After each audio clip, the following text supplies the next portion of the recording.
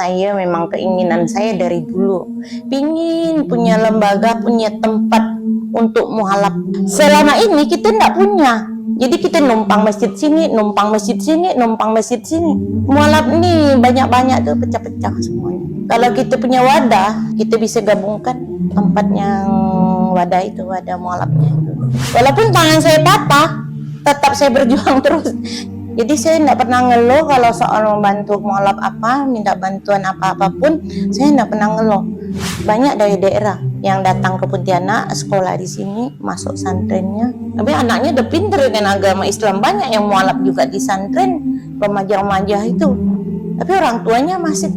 Amma yatasaalun 'anil naba'il 'azim alladzi hum fihi mukhtalifun. Assalamualaikum warahmatullahi wabarakatuh. Nama saya Juliana. Nama Tionghoanya Lim Junfa. Saya masuk Islam umur saya 17 tahun. Sekarang umur saya 62 tahun. Kegiatan saya hari-hari dakwah lah, kemana-mana, bantu-bantuan mualaf. Apalagi ini dekat anak-anak sekolah nih. Banyak yang tak mampu untuk daftarkan anak sekolah. Itu yang kerjaan saya hari-hari, itu aja.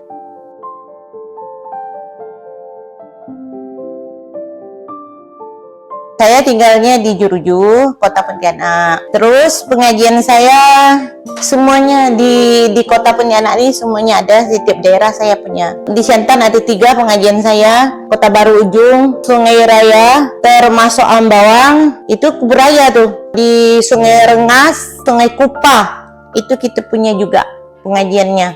Itu mualaf semua. Adalah anggotanya kalau sama Kubur Raya sekitar 200 anggota.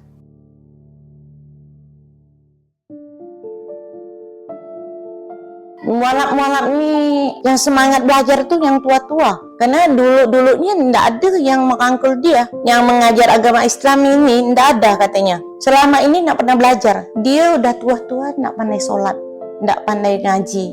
Maka saya ambil semua mereka tuh daerah mana yang ada mualaf, saya ambil jadikan satu pengajiannya. Makanya kita ini sekarang saya ndak punya wadah, jadi saya kumpulkan di masjid mana atau rumah siapa, itulah diajarkan agamanya. Apalagi suku Tionghoa ya, bahasanya kan dia tidak selancar dengan suku Dayak. Suku Dayak kan ya tetap cepat dia dapatnya kan. Kalau Tionghoa itu dia susah sekali, mau baca ke Al-Quran ini susah. Apalagi sholat dia kurang bisa. Saya tidak bisa apa-apa, macam mana saya nak sholat katanya. Maka dari itulah saya letakkan setiap tempat, setiap titik itu saya kasih guru ngajinya.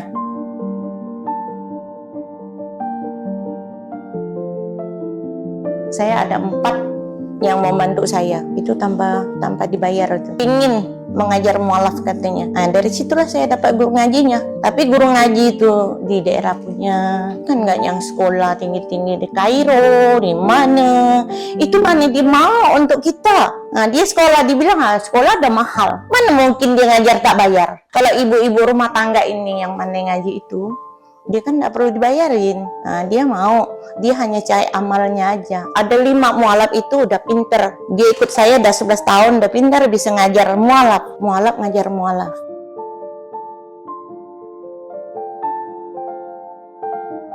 Tahun 2011 saya memang keinginan saya dari dulu, pingin punya lembaga, punya tempat untuk mualaf. Kok selama ini kita tidak punya? Masjid mualaf banyak, tapi bukan mualaf yang mendirinya.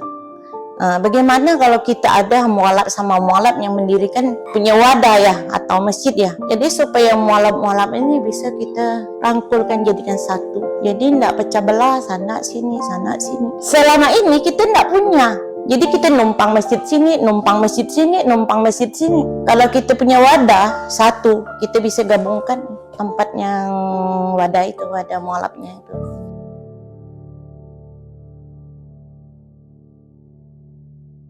Ada 5 anak yang masuk Islam. Saya masukkan dia pondok santren, sekaligus masukkan dia Islam. Yang 2 itu Laki-lakinya ada 3, perempuannya ada 3. Jadi masukkan dia Islam, sekalian sunatkan dia juga. Ya katanya kita sih mau carikan dana ya untuk sunatkan mereka ini. Jadi dananya sementara ini belum ada kita. Kemarin saya sempat ragu juga ya. Benar, anak ini mau masuk Islam ya. Sekali saya tanya punya, rupanya kakaknya udah masuk dari dulu. Kakak-kakaknya udah masuk Islam. Mama dia pun mau dimasukkan Islam juga katanya.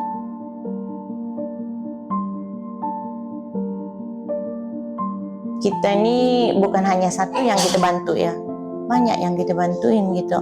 Apalagi di pondok pesantren yang saya masuk kan ada 8 yang anak mualaf ini, itu mau saya biayain.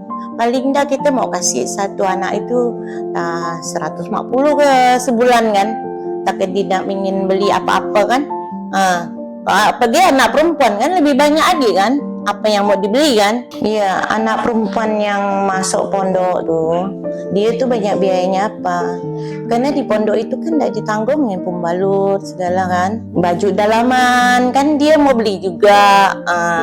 Itu banyak juga yang keperluan mereka itu di pondok. Jadi di pondok itu dia kan biayakan dia sekolah memang ditanggung, tapi luar itu kan tidak ditanggung. Anak itu kan perlu jajan juga kan, tidak mungkin dia nengok orang makanan apa-apa dia tidak ingin kan, dia tetap ingin. Tapi di pondok tidak mungkin dia bisa memberi. Kalau anak muridnya saking banyak, siapa yang mau dikasih dana dari mana untuk anak-anak muridnya sebanyak itu kan? Jadi saya lah yang bertanggung jawabnya. Saya memberikan yang anak-anak yang ke pondok itu kasih uang jajan, keperluan dia.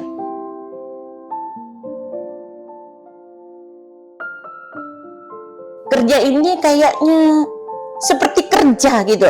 Rasanya kalau tidak turun, orang udah datang minta bantuan kita tuh tidak bisa nolak dengan mereka.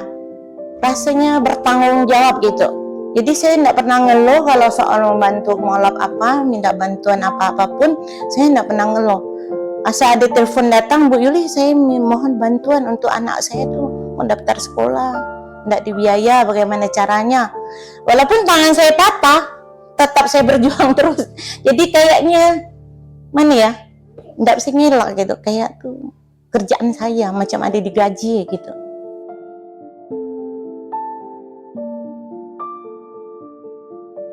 Ya, mereka biasa bertanya, Bu Yuli, memang tuh digaji? Enggak, saya enggak digaji, malah uang saya yang habis juga, saya bilang. Saya enggak pernah digaji siapa-siapa tuh. Cuman Allah yang membalas saya enggak ada. Enggak digajinya selama ini. Tapi saya itu senang kerjaannya, dong. Senang. Pokoknya saya turun dari rumah, bismillah, jalan nama Allah.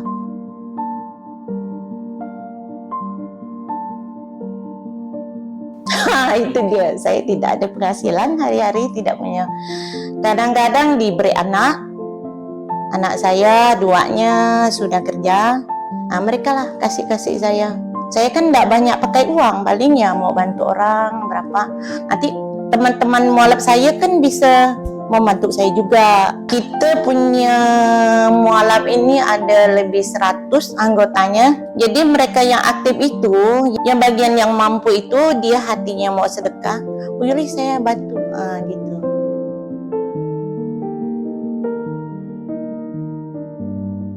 Saya ini sangat mengharapkan Laskar Tujuh Langit ini bisa membantu mualaf-mualaf yang lain gitu Pak.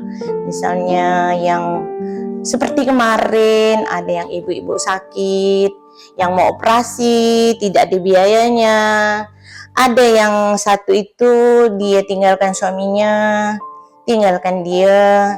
Jadi dia perlu itu biaya untuk anaknya juga. Jadi dari situlah mudah-mudahan Tujuh Langit ini bisa bantu kita. Saya itu sangat mengharapkan Tujuh Langit ini bisa bantu kita.